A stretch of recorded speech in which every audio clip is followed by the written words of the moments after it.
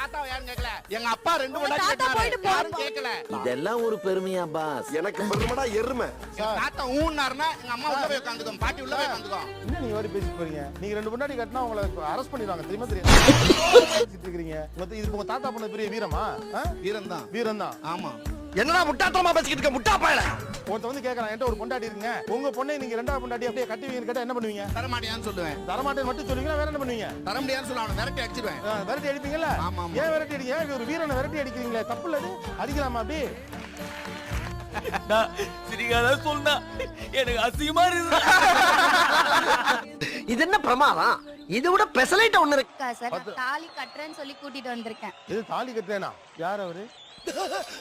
என்ன தேடுறாங்க? இவ்வளவு மெதுவா கை தூக்குறாரு, கொடுங்க. இல்ல அவங்க சொல்லிட்டாங்க, பட் அது நடைமுறைக்கு சாத்தியம் இல்லையா? கண்டிப்பா எனக்காக நீங்க கட்டிக்கணுங்க.